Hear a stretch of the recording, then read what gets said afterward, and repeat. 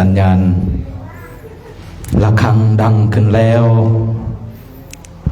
ก็ขอกราบอาราธนานิมนต์พระคุณเจ้าสามเณรแม่ชีอุบาสกอุบาสิกาเดี๋ยวขยับขยือนเคลื่อนตัวเข้ามาสู่สถานลานธรรมเดี๋ยวเรามาทำภารกิจกันมาเตรียมตัวกันกราบพระไหว้พระเดี๋ยวก็เตรียมตัวออกเดินทางกันอีกวันหนึ่งทองแดงอยู่ไหนอ่ะไปที่ใดๆก็แล้วแต่พ่อแม่ครูบาอาจารย์เดี๋ยวเราเดินไปครูบาอาจารย์พาแวะพักอยู่ข้างทางนั่นนะตอนเราออกเดินยกแรกหรือว่าตอนใกล้จะถึงที่พักอีกที่หนึ่งอ่ะเดี๋ยวเราไปพักกันเป็นกลุ่มกันอย่าห่างไกลกันเกินนะเพราะว่าเราไปที่พักกันนะไม่มันไปพักส่วนบุคคลของเขาเจ้าของเขาไม่ได้อนุญาตแต่ว่าเราขอไปแวะพักแล้วก่อนที่จะถึงนั้นพระอาจารย์ก็จะแวะพักอีกครั้งหนึ่งแต่พักไม่นานนะพระเจ้าหน้าที่ก็จะบอกว่าพักแถวไกลๆนู้นจะไปไกลเดี๋ยวนิดหนึ่งเดี๋ยวก็จะออกเดินนะถ้าเราไปไกลกับเมื่อวานเนี่ยนะครับพระคุณเจ้าผมยังไม่ได้นั่งเลยผู้อาสนะไว้ยังไม่ทันได้นั่งพระอาจารย์โศกพระเดินแล้วเป็นจังนั้นแล้วถ้าเราไปไกลหรือว่าเราส่งเสียงดังก็จะพาเดินกันไปเรื่อยๆยิ่งเราไปอินเดียเดี๋ยวจะมีเรื่องเล่าประสบการณ์ที่เข้ามาที่อาตมาที่ขน้อยกับผมได้เขามารวมโครงการของพระเดชพระคุณหลวงพ่อนี้ปีนี้ปีที่5พระไม่รู้ยังไงเขาเรียกให้มาช่วยกันทำงานเป็นพระเจ้าหน้าที่2-3 ปีปีนี้อีกกับปีหนึ่งปีก่อนน้นปีถ้าจำไม่ผิดก็น่าจะประมาณปี10มั้งไปที่อินเดียนะไปนั่งรถ10 ล้อกันนะอาตมาขน้อยหรือกับผมก็ไปนั่งรถ10 ล้อนะคนเครื่องอะไรสัมภาระโรงครัวขึ้นรถ10 ล้อนะไปแต่ละที่ปีนั้นค่อนข้างจะไม่สะดวกเท่าไหร่เพราะว่าเขาเลือกตั้งผู้นำประเทศเขาคนใหม่เจ้าหน้าที่ตำรวจทหารเขาก็ยามแต่ละเส้นทางทางเขาไม่ให้ผ่านก็ไม่ได้ไปรถ10 ล้อก็วนไปเป็น50 ล้อ50 กิโล100 โลวนไปวนมาอาจารย์ธนพลก็ไปสอบหาดูเส้นทางที่จะไปก็ไปเป็น100 โลวนไปวนมามันไม่ไปอีกที่หนึ่งคนอินเดียเขาไม่รู้ว่าเขานั่งมอเตอร์ไซค์เขาวิ่งไปนำถ่ายรถ10 ล้อวิ่งแล้วก็วิ่งไปตัดหน้านะแสดงว่าน่าจะเมาไม่รู้ไปโดนตัวอะไรก็ไม่รู้น่าจะเมาคนขับรถ10 ล้อแบบยกมือไหว้คนอินเดียเขาจะเป็นอย่างนั้นไปอีกทีหนึ่งมีคนแก่อีกคนหนึ่งแบกจอบรถก็จะไปกลับรถที่บอนเผาอิฐเขาที่เก่าๆเขานะที่มันพังไปแล้วน่าจะเจ้าของทีเขาไม่ให้ไปกลับรถที่นั่นเขายกจอบเขาจะสับรถเขานำให้คนอินเดียใจได้ใจวะเอาละเรามาทำวัดส่วนบนกันดีกว่าเดี๋ยวมันจะร้อนน่าจะพร้อมกันแล้วเนาะเราพร้อมกันเดี๋ยวเรานั่งคู่เขากันเดี๋ยวเตรียมตัวกับพระรัตนตรัยกันเมื่อดังพร้อมกันแล้วกราบ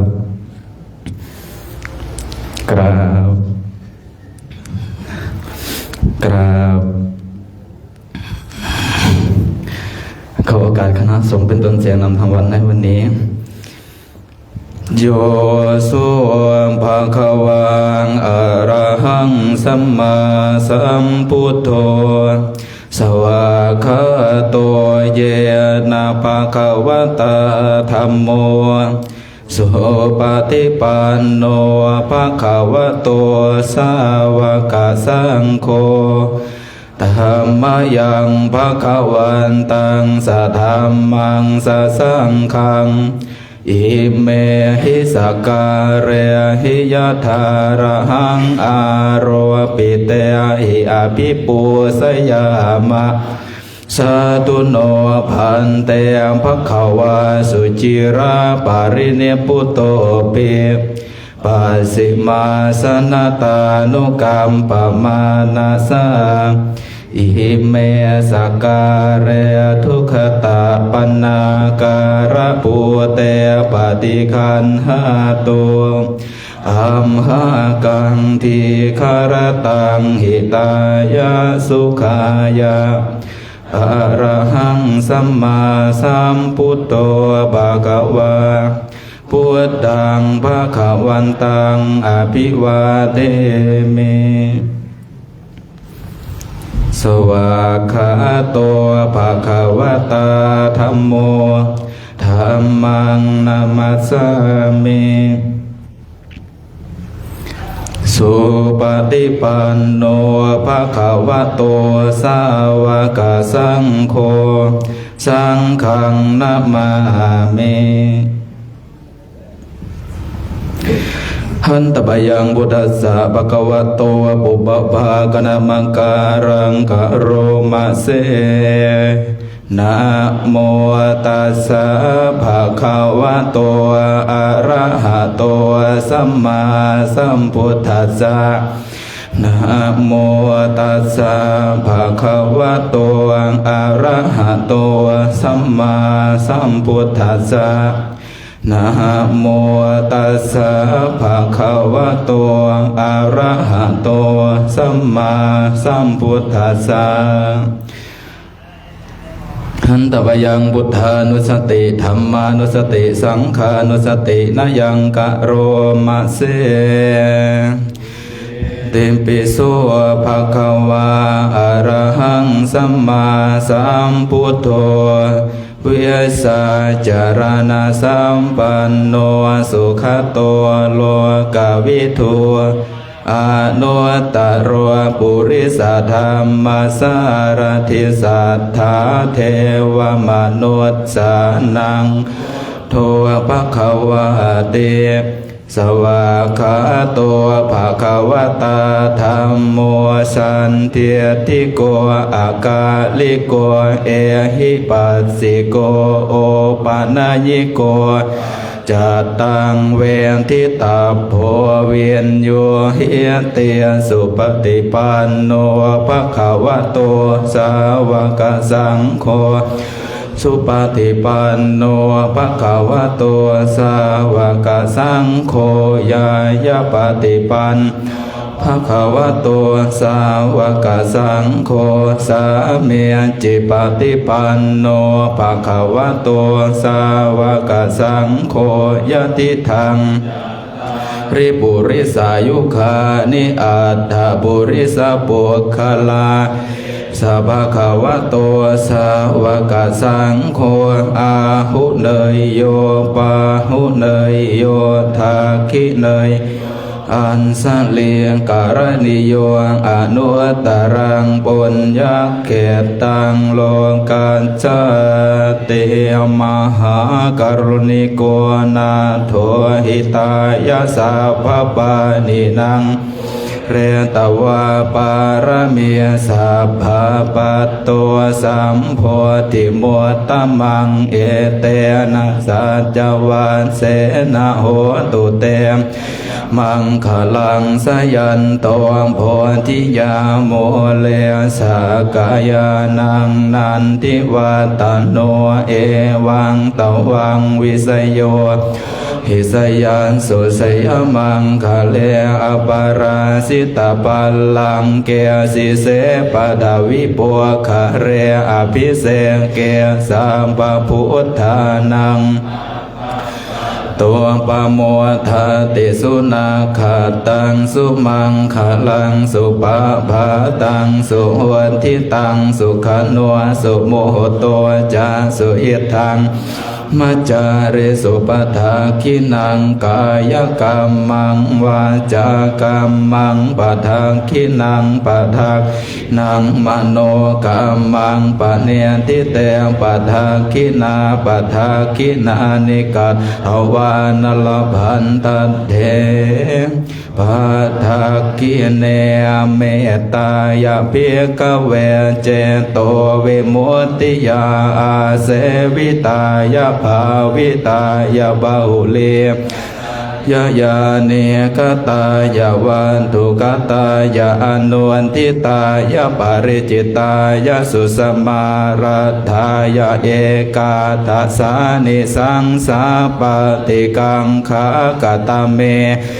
กาทัสสะสุขังสุปฏิสุขังปฏิพุสตินาปาปะกังสุปินังปัสสติมนุสสานังปิโยโห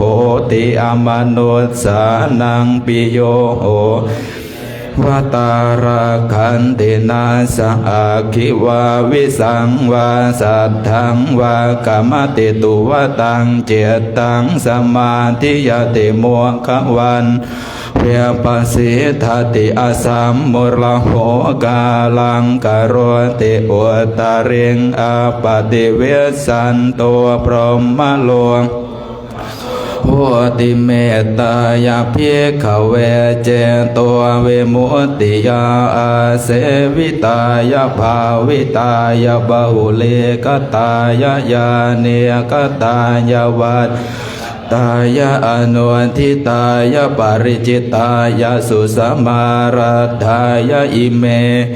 กาทัสสานิสังสาปฏิกังขติอิธรรมโวจะภควาอัตตมนาเต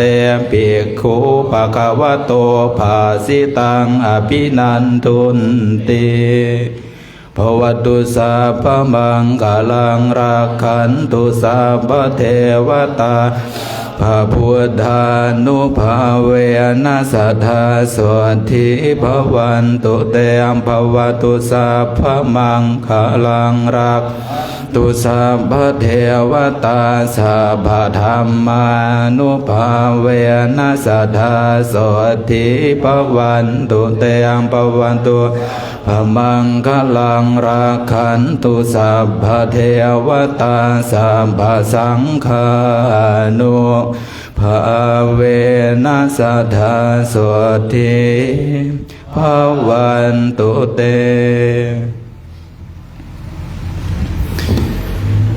หันตมยังเมตตาปรนังกโรมาเสสัพเพสัตตาอเวราหุนตุขอสัพพสัตว์ทั้งหลายทั้งปวงที่เป็นเพื่อนทุกข์เกิดแก่เจ็บตายด้วยกันทั้งหมดทั้งสิ้นจงเป็นสุขเถิดอย่าได้มีเวรต่อกันและกันเลยอาภยาปัจจาโหนตุจงเป็นสุขเถิดอย่าได้พยาบาทเบียดเบียนซึ่งกันและกันเลยอานิคาโหนตุจงเป็นสุขเถิดอย่าได้มีความทุกข์กายทุกข์ใจเลยสุขีอัตตานังปริหารันตุจงมีแต่ความสุขกายสุขใจรักษาตนให้รอดพ้นจากทุกข์โทษเวรภัยอันตรายทั้งปวงจงทุกข์ทั่วหน้าเถิดกะตังปุญญาพลังไมหังสัพเพภาคีภวันตุเตขอสัพพสัตว์ทั้งหลายทั้งปวงเหล่านั้นจงเป็นผู้มีส่วนได้เสวยผลบุญที่ข้าพระเจ้าทั้งหลายได้บำเพ็ญแล้วนี้เถิด กราบพระรัตนตรัยกันอะระหังสัมมาสัมพุทโธภะคะวาพุทธังภะคะวันตังอภิวาเทมิสวากขาโตภะคะวะตาธัมโมธัมมังนามัสสามิสุปฏิปันโนภะคะวะโตสาวกสังโฆสังฆังนะมามิมหาตาเปตุกรุณังอหังวันทามิครูอุปสาอาจาริยครุณังอหังวันทามิน้อมจิตน้อมใจกราบคุณครูบาอาจารย์อีก3 ครั้งพร้อมกันแล้วกราบกราบครับสาธุเอานิมนต์ครับเอาสัมภาระขึ้นแล้วไปตั้งแถวกันด้านนอกครับ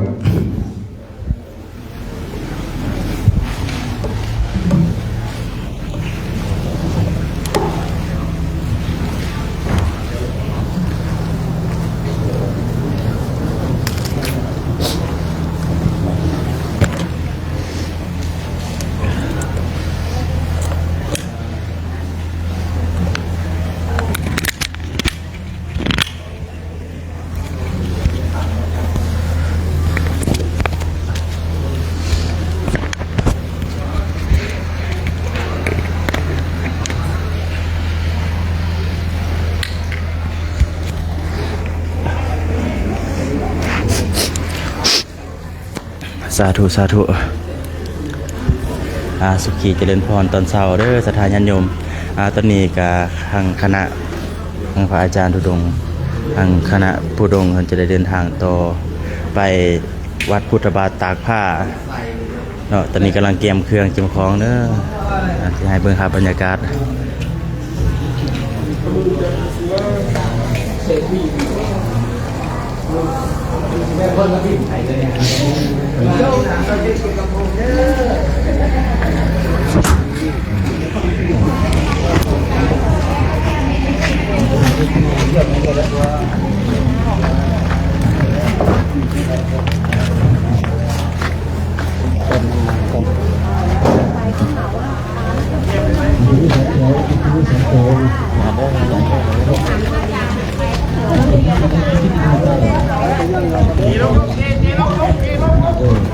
ฝั่งนี้2 แถวฝั่งนี้2 แถว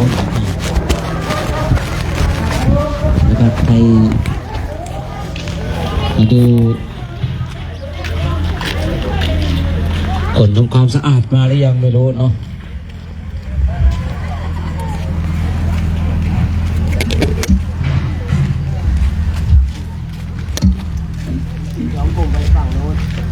2 กลุ่มไปฝั่งนี้นะ3-4ในทางโน้นครับ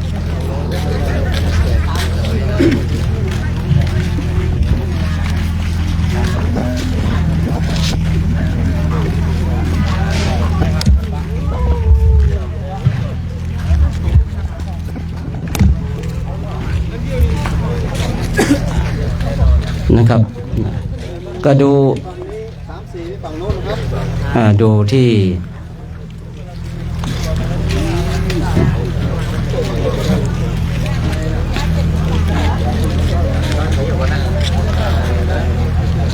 ช่วงนี้ก็เป็นอากาศเนาะแต่เราก้าวมาถึงที่นี่แล้วเนี่ยเราก็ไม่กลัวอะไรแล้วเนาะร้อนไม่กลัวหนาวไม่กลัวนะ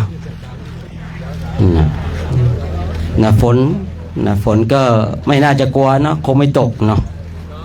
คงไม่ตกฉะนั้นก็ทำหน้าที่ของเราให้ดีกันทำหน้าที่ของเราให้ถูกต้องกันทุกวันก่อนออกเดินทางเราก็กราบพระไหว้พระนะบางที่เราก็ จะได้รับฟังโอวาทนะช่วงนี้พระเดชพระคุณหลวงพ่อก็ติดภารกิจเนาะแต่ว่าหลวงพ่อจะอยู่หรือไม่อยู่เนาะเราก็ทำหน้าที่นะของเราไปนะหลวงพ่อนี่เองก็เปรียบเสมือนกับพ่อนกแม่นกเนาะในเรานี่เหมือนกับลูกนกนะครับนะพ่อนกแม่นกก็ออกไปหาเหยื่อนะเรานี่ลูกนกนะลูกนกเราก็ทำหน้าที่ของเรานะครับผมนะวันนี้เองที่เราได้มาพักที่นี่เนาะโดยว่าอาจารย์มานิมนต์มาใกล้ๆจะคุยกับพระสักนิดนึงเนาะกับเราได้มาพักที่นี่โดยมีท่านพระครูใบดีกาสิทธิโชคเนาะสิทธิโชโตเนาะซึ่งเป็นนะเจ้าสำนักนะอยู่ที่นี่นะแล้วก็ให้การต้อนรับเรานะเราได้มาพักได้มาอาศัยมีที่ทำวัดสวดมนต์เนาะมีที่ทำกิจกรรมของเราหลายๆอย่างแล้วท่านพระครูใบดีกาเองก็ให้ความอนุเคราะห์นะร่วมเป็นเจ้าภาพชักชวนนะญาติโยมได้ถวายน้ำปานะก็ดีถวายข้าวน้ำโภชนาอาหารก็ดีนะถือว่าเราท่านทั้งหลายโชคดีเนาะนะไปณสถานที่ใดนะก็เจอนะครูบาอาจารย์เจอเพื่อนกัลยาณมิตรนะผู้ที่มีจิตใจนะฝักใฝ่ในบุญในกุศลนะซึ่งเองก็ต้องกราบขอบพระคุณนะท่านพระครูด้วยเนาะที่ให้ความอนุเคราะห์สงเคราะห์กับคณะพระภิกษุสงฆ์เนาะก่อนที่เราจะออกเดินทางเนาะเดี๋ยวก็ฟังท่านพระครูนะก้าวนะสักนิดนึงเนาะก่อนออกเดินทางเนาะนะครับนิมนต์คุยกับน้อย ก็ขออนุโมทนาในกุศลความดีทั้งหลายมหาทานมหากุศลที่คณะพระธุดงค์จาริกธรรมตามรอยบาทศาสดามีทั้งคณะพระธุดงค์และสามเณรตลอดจนถึงศรัทธาญาติโยมที่ติดตามมาก็ได้มาพักค้างแรมปฏิบัติธรรมณสำนักวิปัสสนาพรหมมังคลารามตำบลน้ำดิบอำเภอป่าซางจังหวัดลำพูนแห่งนี้ก็รู้สึกเป็นเกียรติและยินดีอย่างยิ่งที่ได้ให้การต้อนรับคณะสงฆ์หมู่ใหญ่ที่ได้จาริกมาอย่างสถานที่แห่งนี้ตลอด1 คืนก็ได้เห็นศีลาจารวัตรอันงดงามของคณะสงฆ์หมู่ใหญ่ก็รู้สึกมีความปลื้มปิติยินดีเป็นอย่างยิ่งแล้วก็ขออนุโมทนาในบุญกุศลทั้งหลายที่ทุกท่านได้ตั้งจิตตั้งใจบำเพ็ญมาได้เสียสละเวลาอันมีค่ามาสร้างมหาบารมีในครั้งนี้กับผมก็ขออนุโมทนาในบุญกุศลกับทุกท่านทุกรูปและก็ท้ายที่สุดนี้ในการต้อนรับขัดตกปกพร่องประการใดก้าวกับผมโดยคณะศรัทธาญาติโยมก็ขอกราบประทานอภัยพ่อแม่ครูบาอาจารย์มาณโอกาสนี้แล้วก็ขอให้ทุกท่านมีความเจริญงอกงามในบวรพระพุทธศาสนาเจริญรุ่งเรืองในพระสัทธรรมขององค์สมเด็จพระสัมมาสัมพุทธเจ้าตลอดจิรทิติการและขอการเดินทางในครั้งนี้และครั้งต่อไปปลอดภัยและราบรื่นทุกท่านทุกคนด้วยเทินกับกราบขอบพระคุณมากเนาะทุกสิ่งทุกอย่างเนาะไม่มีสิ่งหนึ่งสิ่งใดที่ขาดตกบกพร่องเนาะมีแต่ความอุดมสมบูรณ์มีแต่น้ำใจนะที่ท่านพระครูได้มอบให้กับคณะของเราเนาะก็ขออนุโมทนาสาธุการเนาะในการเดินทางวันนี้เนาะก็ทุกครั้งในการจาริกของเรานะย้ำในเรื่องของสตินะย้ำในเรื่องของสัมปชัญญะถ้าเรามีสติมีสัมปชัญญะเราจะไม่ร้อนเราจะไม่เหนื่อย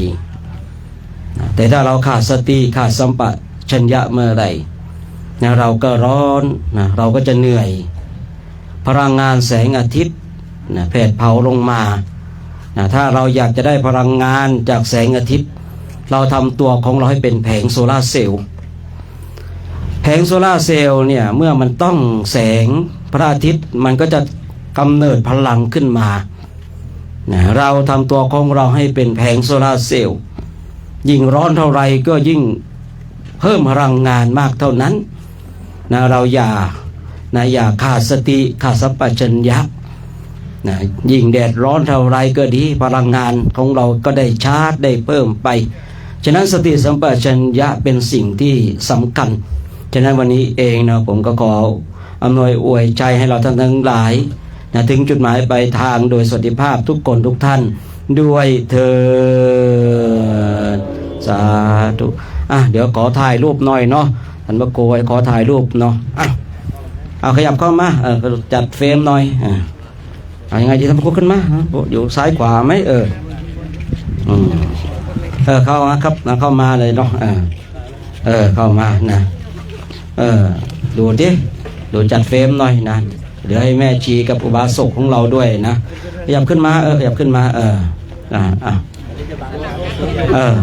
ไม่เป็นไรนะได้อยู่นะตอนนี้ต้องแสงน่าจะขาวหน่อยเนาะถ้าต้องแสงก็จะขาวหน่อยนะดูนะจัดเฟรมแม่ชีก็รวยเนาะโยมด้วยเนาะมาโยมจะเข้ามาก็ได้เด้อโยมที่ถ่ายรูปเนาะที่เป็นการศรัทธาเข้ามาก็ได้นะโยมนะเข้ามาร่วมเข้าเป็นภาพน่าประทับใจนะให้พระท่านถ่ายนะโยมเข้ามาก็ได้นะโยมนะโยมเนี่ยที่ยืนที่จะมาที่ยืนจะเข้ามาก็ได้นะไม่เป็นไรนะเป็นภาพครั้งหนึ่งในชีวิตเนาะมีคณะพระสงฆ์มาเนี่ยมาร่วมตรงนี้โยมช่างภาพพระช่างภาพของเราก็ถ่ายนะจัดเฟรมหน่อย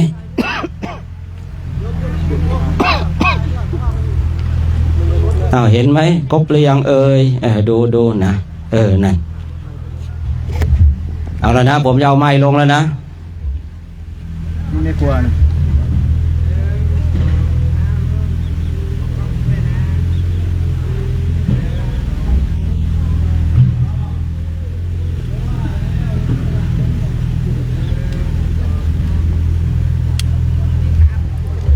ครับผมต่างแถวกันเนาะสาธุขอบคุณเดินทางก่อนนะสาธุสาธุโชคดีเนอะโชคดีสาธุนะเดี๋ยวมีโอกาสได้พบเจอกันใหม่เนาะผ่านไปทางเชียงรายก็ไปหาเด้อวัดดอยเทพนิมิตรนะสาธุ เดี๋ยวผมดึงเข้าละลายกลุ่มจาริกธรรมแล้วไปเอารูปนั้นข้างในได้เดี๋ยวมีอยู่ครับไม่ใช่หมายว่าครับผมอันนี้เป็นลมโพสดเสื้อไปเดี๋ยวหาคู่สวดมนต์เสื้อไทยใครลืมเสื้อเด้ออยู่ตรงไหนนะใครสละเสื้ออีกร้อนแล้วมั้งอยู่ตรงไหนของหมอสกลของหมอสกลเอาไว้ก่อนไปก่อนแล้วกันวันนี้กลุ่มไหนเนี่ยกลุ่ม3ไปอาจารย์ไปกลุ่ม3ไม่ใช่เหรอไป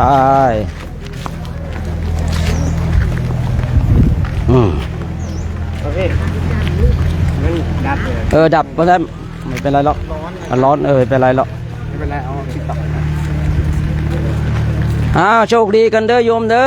ออนุโมทนาสาธุเนาะอยู่ก็ให้มีโชคมีชัยสุขภาพแข็งแรงนะสาธุเด้อไม่ลืมนี่ไปทางไหนนี่เรานี่ผมไม่ได้ดูเลยนะไปทางไหนได้เนี่ยผมยังไม่ได้ดูเลยนะเดี๋ยวขอดูแผนที่แป๊บหนึ่งนะ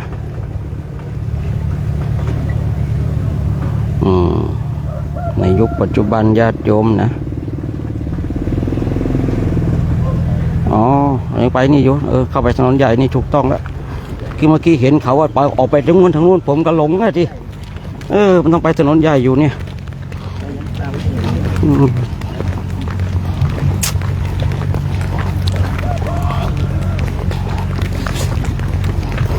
นะญาติโยมนะตอนนี้เราก็กำลังออก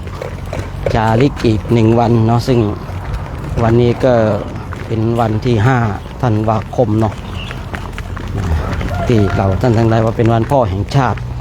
วันนี้เราก็จะมาเดินบูชาคุณของพ่อแล้วก็ถวายเป็นพระราชกุศลแด่ในหลวงรัชกาลที่9เนาะเพราะว่าการสร้างความเพียรของพระภิกษุสงฆ์เนี่ยเพียรไปแล้วได้บุญเพียรแล้วได้สร้างคุณงามความดีเพราะว่าอาตมาภาพเองก็จะย้ำเตือนบ่อยๆว่าเดินไปแล้วให้มีสติมีสัมปชัญญะเวลามีสติสัมปชัญญะแล้วเนี่ยมันไม่ร้อนมันไม่หนาว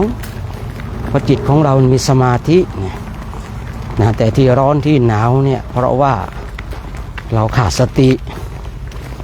ตัวสติตัวสัมปชัญญะนี่เป็นสิ่งที่สำคัญมากๆเลยท่านทั้งหลายญาติโยมเองก็เหมือนกันจะทำการงานอันหนึ่งอันใดก็ต้องมีสติมีสัมปชัญญะเราขาดสติขาดสัมปชัญญะไม่ได้นะเพราะอะไรเนี่ยเพราะว่า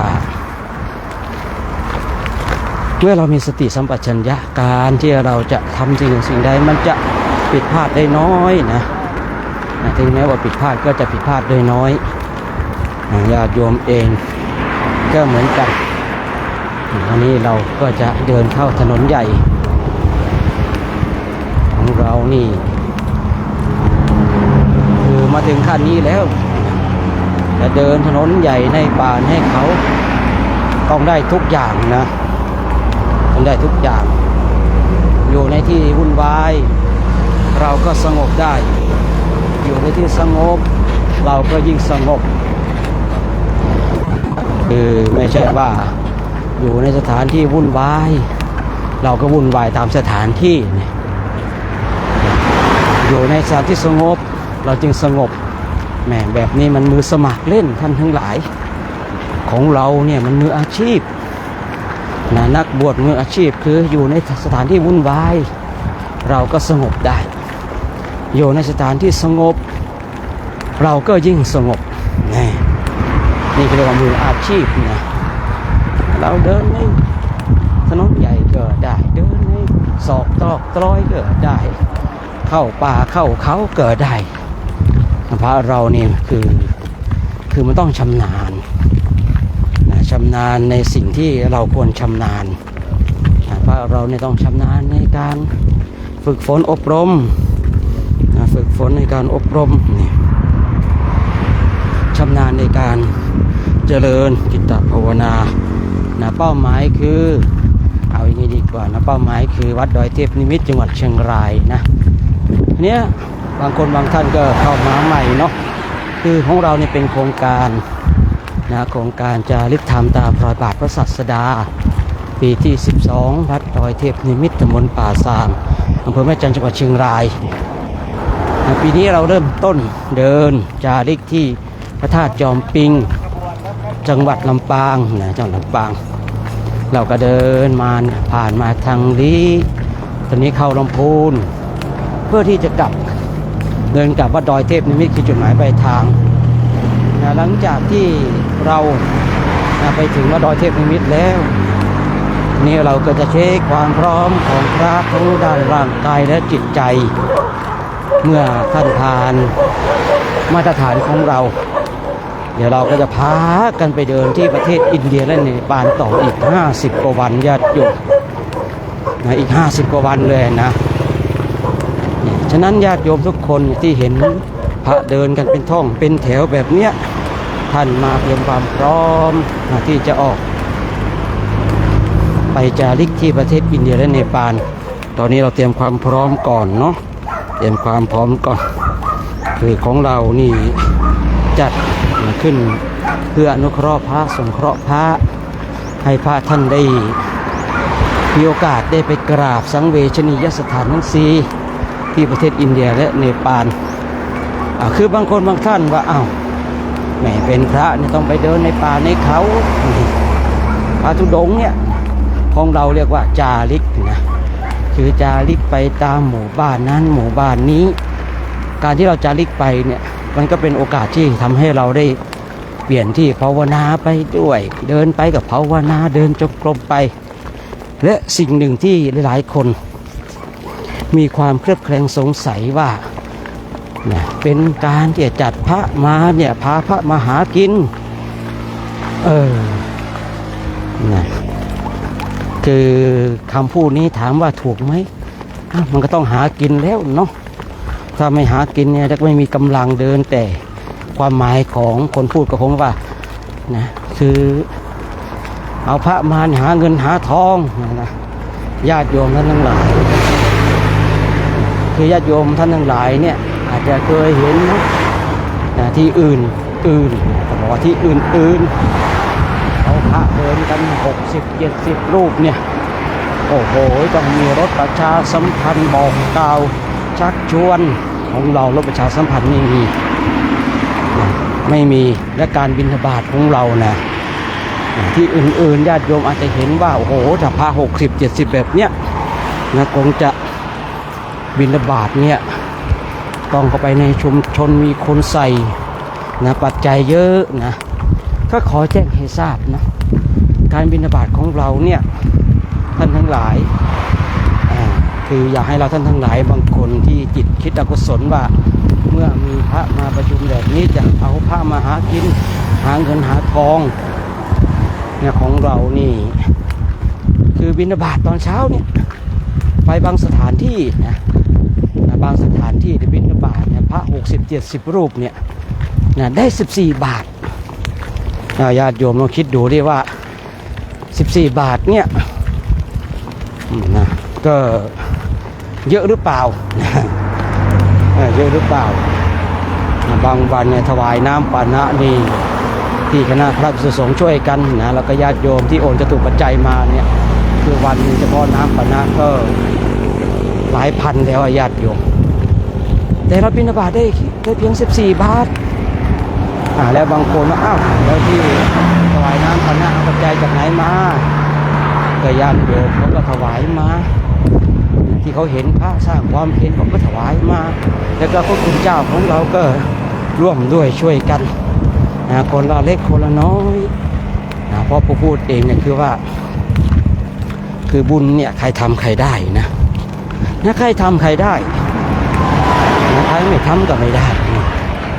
คือผู้พูดเองได้ยินบ่อยๆว่าเอาพระมาหาเงินหาทองถ้าเราไปหาเงินหาทองเนี่ยเราจะต้องมีรถประชาสัมพันธ์แล้วก็ไปหาบิณฑบาตตามตลาดหมู่บ้านใหญ่ๆเพื่อให้ได้เงินให้ทองมาบางคนบางท่านก็เคยเห็นอ้าวโยมเคยเห็นนะโยมเคยเป็นกรรมการวัดที่วัดเนี่ยไปบิณฑบาตพระ5 รูป10 รูปได้เป็น10,000-20,000อันนั้นมันเขาของเราเนี่ยได้แค่14 บาทนะเพราะว่าคือเขาได้มานี่เขาใส่มานะพระเขาก็เรียกว่าโยมเนี่ยเขาก็จะเก็บมาแล้วก็มาให้เจ้าหน้าที่ของเราเก็บไว้คือเราก็จะได้ทำบัญชีเรื่องรายรับว่าบิณฑบาตแต่ละวันเนี่ยได้เท่าไรรายจ่ายออกไปเท่าไรอย่างเงี้ยนะอาตมาวันนี้เองก็มาก็ลองไปถามพระเจ้าที่ให้บิณฑบาตเนี่ยได้เท่าไรได้เท่าไรโอ้ได้อย่างสมมติว่าถามวันนี้เนาะได้14 บาทเนี่ยโอ้โหรวยเนาะญาติโยมเนาะเนี่ยคนที่บอกว่าเอาพระมาหาเงินหาทองเนี่ยอยากจะให้มาเห็นการเป็นอยู่ของพระของเราว่าพระของเราเนี่ยเป็นยังไงช่วยเหลือเกื้อกูลอนุเคราะห์สงเคราะห์กันขนาดไหนญาติโยมทุกคนทุกท่านเด้อเห็นภาพมันเป็นมงคลเรามาร่วมอนุโมทนาบุญกันดีกว่านะมาร่วมอนุโมทนาบุญดีกว่า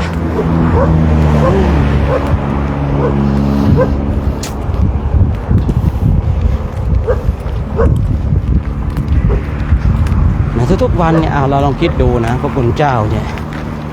ตื่นกัน ตีสามเนี่ยเริ่มตื่นกันแล้วตีสามนี่เริ่มตื่นตีสามครึ่งระฆังดังตีสี่ทำวัดสวดมนต์เสร็จนั่งภาวนาพอภาวนาได้เวลาเราก็เลิกแผ่เมตตาปกติเราก็เลิกประมาณ6 โมงกว่า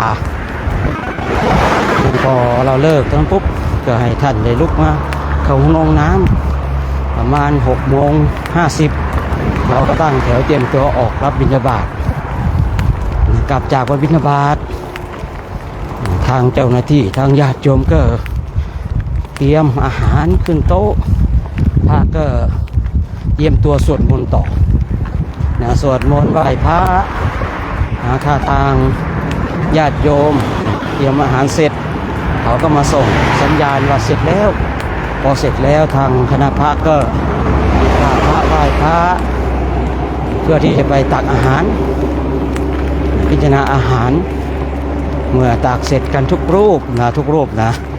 ก็มานั่งพร้อมกันแล้วก็ให้พรญาติโยมขอให้พรเสร็จพระท่านก็ฉันทีนี้ใครฉันมากฉันน้อยนั่นเรื่องของท่านแล้วใครตักมามากตักมาน้อยเรื่องของท่านใครอิ่มก่อนก็ลุกก่อนอิ่มทีหลังก็ลุกทีหลังเหตุผลทำไมไม่ลุกพร้อมกันคือเราต้องเข้าใจว่าท่านฉันข้าวในบาตรเนาะคนเนี้ยที่ล้างบาตรเนี่ยคือมีจำนวนจำกัดคือมีจุดเดียวอะถ้าเราเนี่ยนั่งฉันแล้วอิ่มแล้วลุกพร้อมกันเนี่ยที่ล้างบาตรไม่เพียงพอไม่เพียงพอแต่ถ้าเราเนี่ยใครอิ่มก่อนลุกก่อนคือบางคนก็ฉันเร็วบางคนก็ฉันช้ามันจะพอดีเลยองค์นั้นอิ่มไปล้างเสร็จพอเสร็จปุ๊บองค์นี้อิ่มก็ลุกไปล้างต่อเนี่ยคือผู้พูดเองเคยมีคนก็มาทำไมไม่ลุกพร้อมกันคือบางคนเนี่ยคือเขาอยากเห็นความพร้อมเพรียงเราบางทีเราก็ต้องดูด้วยความพร้อมเพรียงบางอย่างเนี่ยมันเหมาะกับเหตุการณ์ไหมอย่างเงี้ยนะเหมาะกับเหตุการณ์ไหมเนี่ยเมื่อล้างบาตรเสร็จก็ไปเก็บเต็นท์เก็บกรดกันเก็บเต็นท์เก็บกรดเสร็จก็ดูความพร้อมแล้วก็ระฆังดังพอระฆังดังเนี่ยคราวนี้ละเตรียมตัวจะออกเดินละ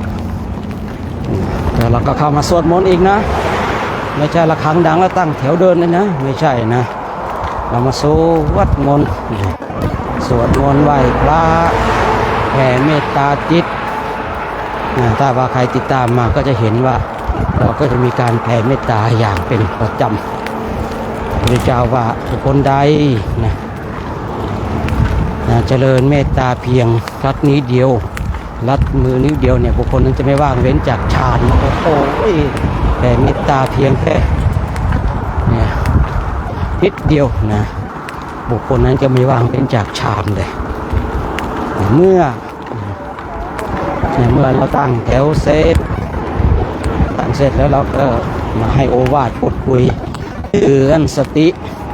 พระว่าการเดินของเรานี่นั่นทั้งหลายพอเราออกเดินแบบเนี้ยอย่างที่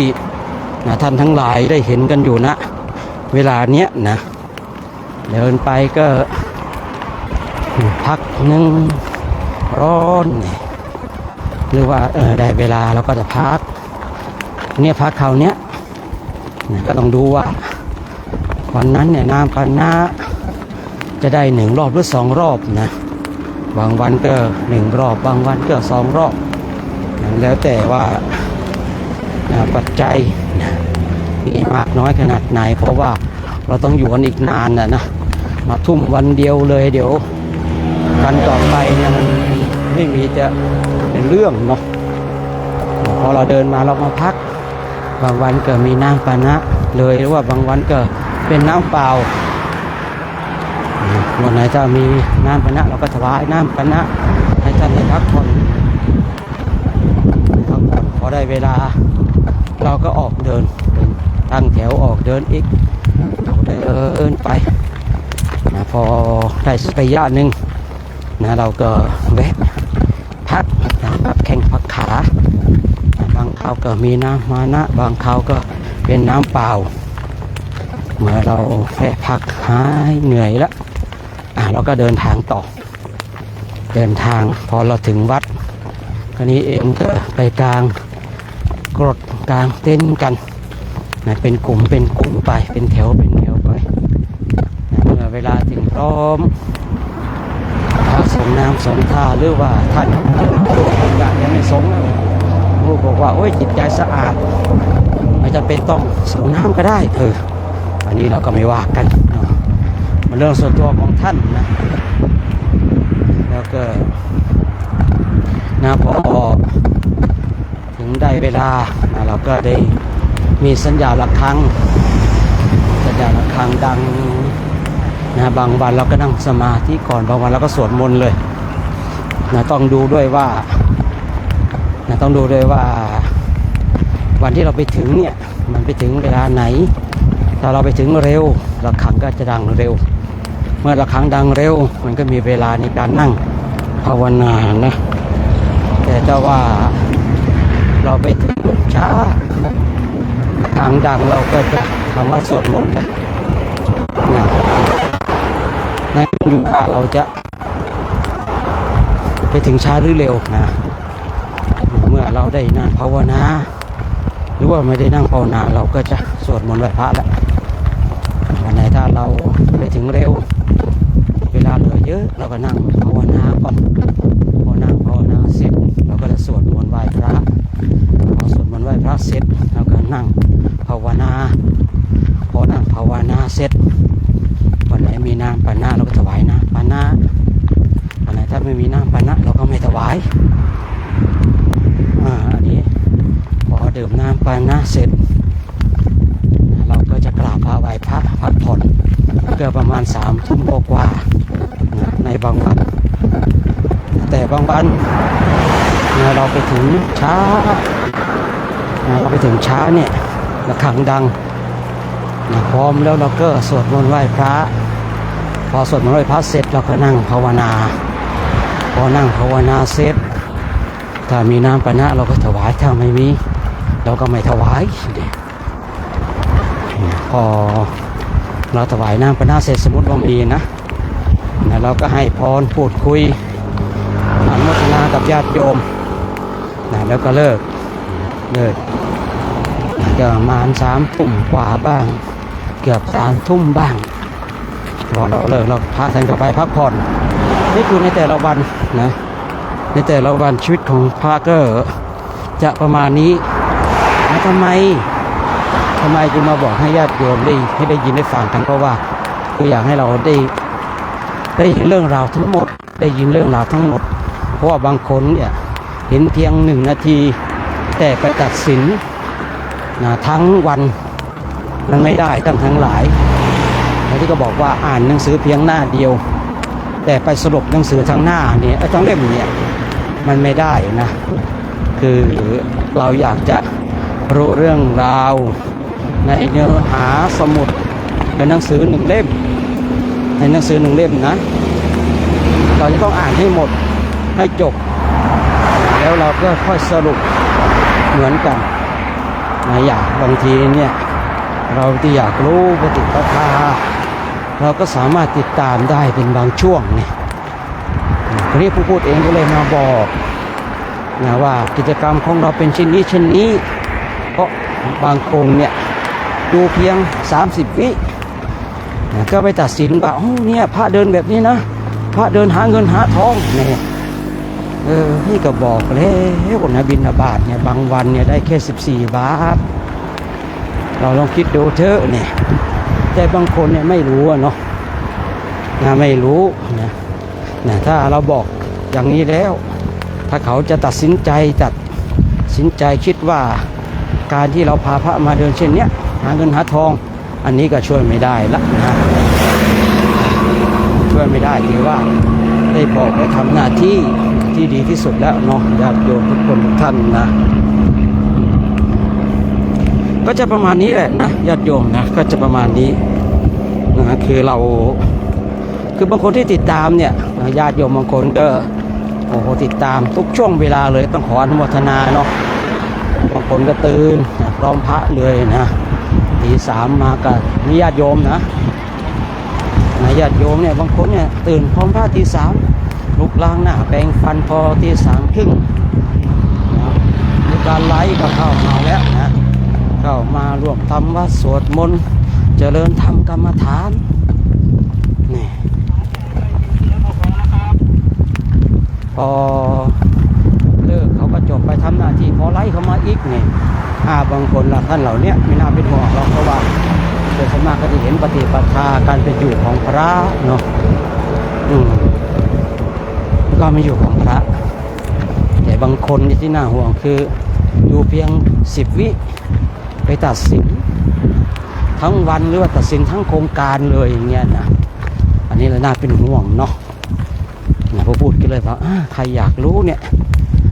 มาเดินด้วยกันว่าการจาริกธุดงค์เนี่ยเป็นเช่นไรการจาริกธุดงค์นะเคยพูดบ่อยๆนะเพราะว่าชาวพุทธเราบางทีก็มีความเข้าใจที่คลาดเคลื่อนเกี่ยวกับคำว่าธุดงค์เนาะธรรมภาพเองพูดเองก็ได้พูดได้คุยบ่อยๆและเรื่องนี้นะญาติโยมโดยส่วนมากก็จะเข้าใจ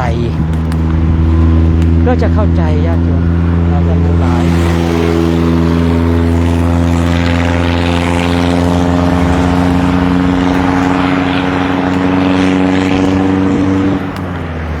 วันนี้เจออากาศก็เอาเรื่องเหมือนกันนะ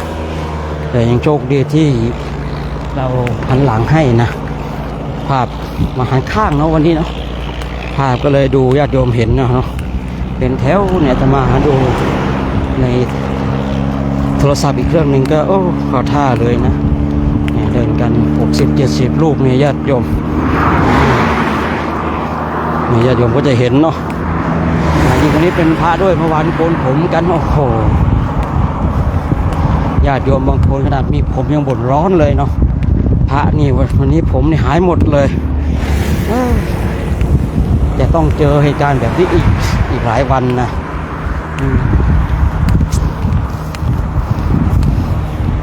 ผู้พูดเองเนาะบางทีเนี่ยเห็นพระพิสูจน์ของธรรมเช่นนี้นี่อดศรัทธาไม่ได้นะเอาศรัทธาไม่ได้ก็ไม่ค่อยได้ร้อนนี่ป้ายนี่เห็นป้ายลำพูนไหมโยมนี่นี่เห็นป้ายลำพูนอำเภอป่าซางนี่พระท่านเลื่อนไปให้ดูเนาะอำเภอป่าซางอยู่ข้างหน้าลำพูนจังหวัดลำพูนตัวจังหวัดอยู่ด้านหน้าเนาะวันนี้เองเราจะไปพักที่วัดพุทธบาทตากผ้าหลวงปู่พรหมเรียกว่าที่เรารู้จักกันหลวงปู่พุทธบาทตากผ้าแล้วนะมีเรื่องราวเนาะเดี๋ยวก็ไปฟังเรื่องราวนี้ที่สถานที่จริงดีกว่าเนาะแต่ชอบใจเนาะในข่าวครั้งหนึ่งเอาแค่นิดนึงก่อนนะสมัยก่อนเนาะหลวงปู่ฤาษีลิงดำนี่จะมาหาหลวงปู่พุทธบาทตากผ้าญาติโยมเขาก็บอกว่าหลวงปู่ท่านเนี้ยคือหมายถึงหลวงปู่พุทธบาทตากผ้านะท่านไม่พูดท่านไม่คุยท่านไม่ชอบหลวงปู่ฤาษีลิงดำนะคุยญาติโยมถ้าไม่คุยนะเดี๋ยวจับปากให้คุยให้ดูนะพอหลวงปู่ฤาษีลิงดำมาเนาะหลวงปู่พุทธบาทตากผ้านั่งรอแล้วนั่งรอ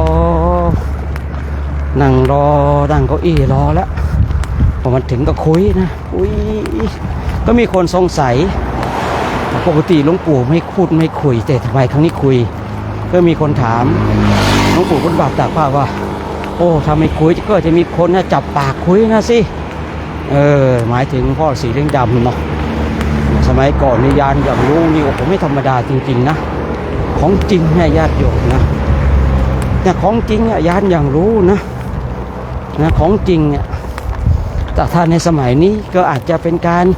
ส่งสื่อสารทางโทรศัพท์กันบอกว่าอย่างสมมตินะถ้าเป็นในยุคนี้สมมตินะว่าคุยกันนี่ปุ๊บลูกศิษย์อาจจะโทรไปบอกว่าหลวงปู่ท่านพูดอย่างนี้นะมันก็เป็นไปได้ใช่หรือเปล่าแต่สมัยก่อนโทรศัพท์นี่ไม่ต้องพูดถึงนั่นเนาะไม่มีแล้ว มีก็เป็นโทรศัพท์บ้าน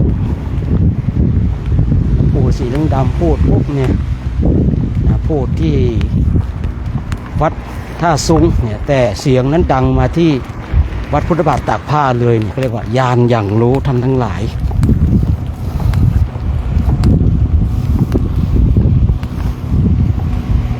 นะยานอย่างรู้นะแต่ไม่ธรรมดาเนาะเขาถามว่าตอนนี้พระอาจารย์ร้อนไหมเจ้าคะตอนนี้ก็ปกติอยู่นะปกติปกตินะจะว่าร้อนมันก็ไม่ร้อนนะจะว่าไม่ร้อนมันก็รู้สึกมันคือพูดง่ายอากาศพอดีก็แล้วกันเนาะกับร่างกายของตนเองนะเวลานี้นะเดินมาเหงื่อยังไม่ออกเลยเนาะเรียกว่าออกแล้วไม่เห็นก็ไม่รู้นะเส้นทางพระนเรศวรจะผ่านแต่ละที่แผ่ให้ดวงใจจิตบางรับรู้อนุโมทนาเส้นทางนะเส้นทางนี้เป็นเส้นทางที่พระนเรศวรมาเขาก็เลยเขียนออกมาหลายว่าให้แผ่เมตตาดวงจิตดวงวิญญาณทั้งหลายที่บางทีก็ได้รับทุกข์ทรมานเนาะบางทีก็เราก็ได้แผ่เมตตาแผ่เมตตากันบ่อยๆอยู่แล้วเนาะสัตว์ใดที่เขามาอนุโมทนาเขาก็จะได้บุญได้บุญด้วยเนาะ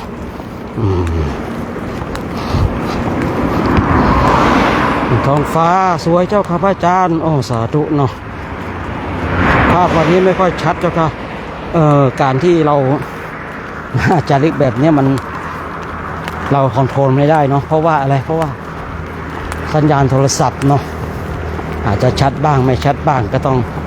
ขอประทานอภัยไว้ณโอกาสนี้ด้วยก็แล้วกัน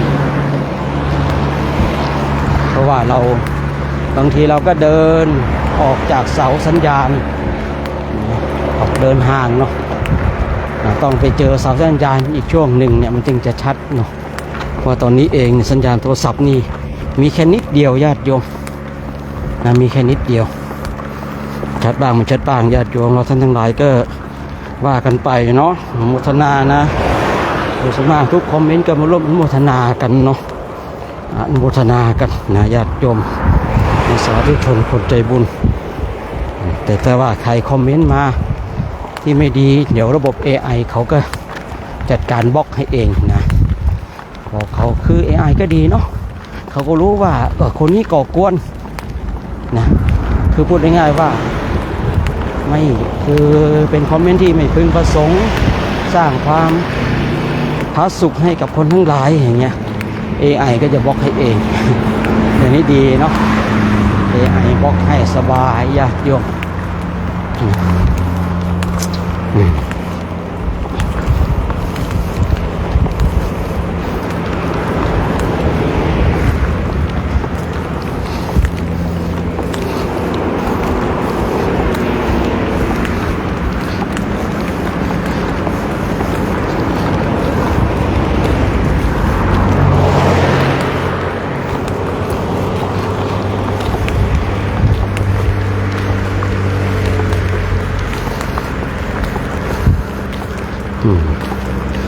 แต่ละท่านเนาะก็เข้ามาร่วมกันทั้งสองแอปเนาะของจาริกนี่โทรศัพท์ดับไปแล้วบางคนอาจจะเข้าไปในอีกแอปหนึ่งของทางของจาริกเนาะทำไมวันนี้ไม่มีนะโทรศัพท์มันร้อนแล้วก็ดับไปเลยนะคือพูดง่ายๆมาเซฟตัวเองนะของผู้พูดเองนี่คือถ้ามันร้อนจัดมันคงจะระเบิดเลยเนาะเพราะว่าคือระบบเซฟบางยี่ห้อเนี่ยมันไม่โอเคนะแต่บางยี่ห้อเนี่ยพอร้อนปุ๊บเนี่ยจับอุณหภูมิได้มันก็จะดับเองหยุดการทำงานนะของวัดเนี่ยนะเตือนไปแล้วว่าคุณร้อนเกินไปแล้วฉันขอปิดตัวเองก่อนนะแล้วมันก็เลยดับนะบางยี่ห้อนี่ บางยี่ห้อเนี่ยมันไม่มีระบบเซฟตัวเองนะฉันจะทำงานจนตายประมาณนั้นไงพูดง่ายว่าฉันจะทำงานจนตายฉันจะสนองงานคุณจนตายประมาณนั้นนะประมาณนั้นเนาะตอนนี้รู้สึกว่าเหงื่อเริ่มออกแล้วนะเดินมาได้หลายกิโลแล้วนะญาติโยมเนาะ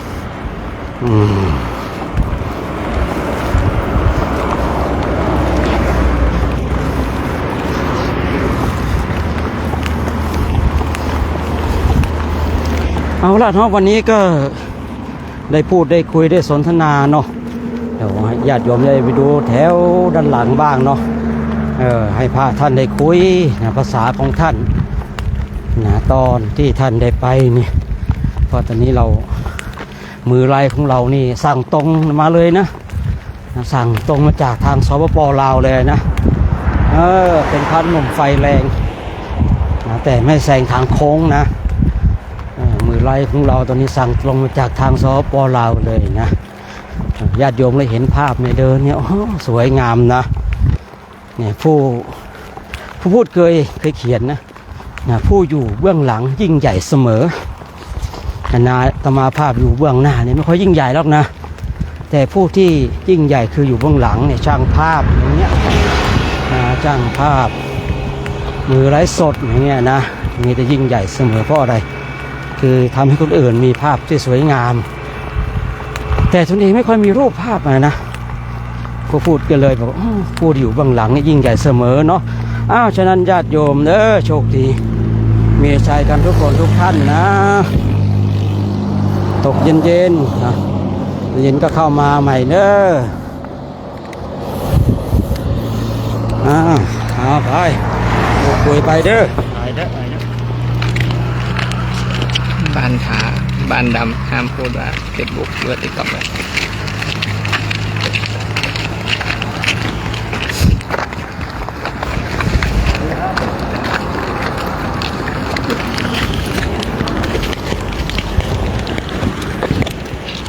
รู้สึกไงเหนื่อยอ่ะสาธุสาธุ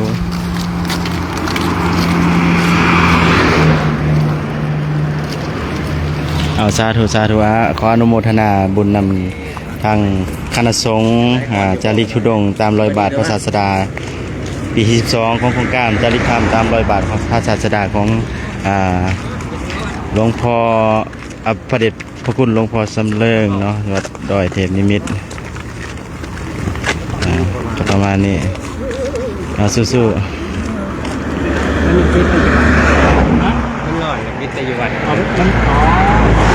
สาธุสาธุเอาต้นญาติโยมได้เห็นคลิปนี้กับฝากกดไลค์กดแชร์เพื่อเป็นกำลังใจให้ทางคณะภิกษุสงฆ์ที่กำลังเดินทางเข้าสู่วัดดอยเทพนิมิตรจังหวัดเชียงรายในตอนนี้ก็ทั้งผู้ค้าเองจะขอปิดไลฟ์ไว้ยังเท่านี้เด้อเป็นจะได้ก็ฝากกดติดตามกดไลค์กดแชร์ไว้ในตอนแรกจะมีการไลฟ์อีก